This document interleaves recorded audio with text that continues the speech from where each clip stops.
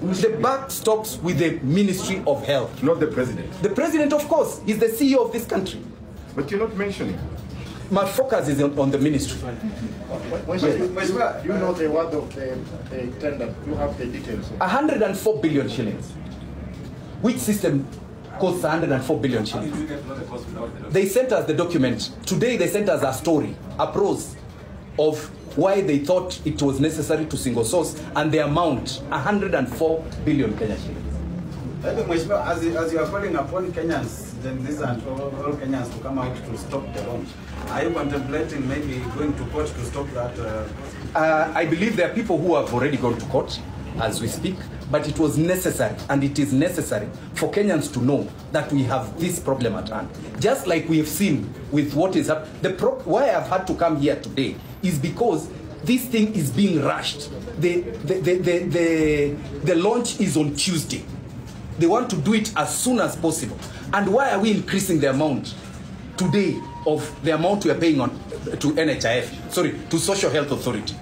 When NHIF that we've been paying, is it a certain fraction, 500 for regular and, you know, and the various other cadres, and NHIF went on to even invest funds from this pool, and now we want to increase the amount. For what reason? It is a mongrel, and Kenyans need to know. And those that are involved in this deal, please stop taking advantage of Kenyans. Mwisha random Kenyan will have just asked how much is it, like how much is enough, because the president said enough is enough. Wakenya wamejaziwa vitu vingi back to back, happening back to back. Now that is where I want to tell the president this. You cannot force change of everything in such a short time. You want a new funding model for universities in record time. You want to change the medical insurance system in record time. You are changing the education system in record time. You want to give out lease our ports in record time. You want to lease out the airports in record time. You can't do that. It is not possible. Change has to be gradual.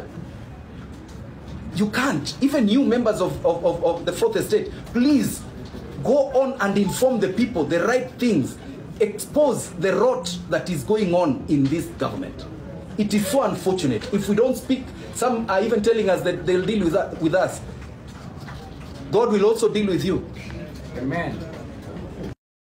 Well, there you just have heard it, and there is a software which the government is really want to put in place, and that software is costing 1.4 billion. And Kenyans are wondering, what is this? Why are they taking Kenyans like this? They think the Kenyans are foolish, because how can you rush something which has not even been following the correct procedure in terms of discussion and other matters? And many Kenyans are saying that it's really not fair at all, at all. How can a software be worth 104 billion Kenyan shillings? Which kind of software is that? So in case you're wondering what kind of software is that this is something which is going to deal with the new Shif. That's the new medical plan, or this medical insurance thing which is going, although it has been met with a lot of controversy and a lot of things, it's clear that this thing is or there's some forces behind it which is pushing for this 104 billion deal to happen in Kenya. And most people are saying that it's not fair because they have never seen such amount of money being spent on a software to implement a government project. Some are saying even why they single sourcing. So the report is saying that there is somebody in court, or some group has gone to court to oppose this thing. For me, I feel that the 104 billion which is being in place is a lot of money considering for a software. And how is this software going to be put across all the areas? Other people also are complaining that the Shif is very unfair because the charges are very high, yet NHIF used to deliver with low charges. So what do you think as a Kenyan? Make sure you comment down there below, because this is a topic which involves all of us.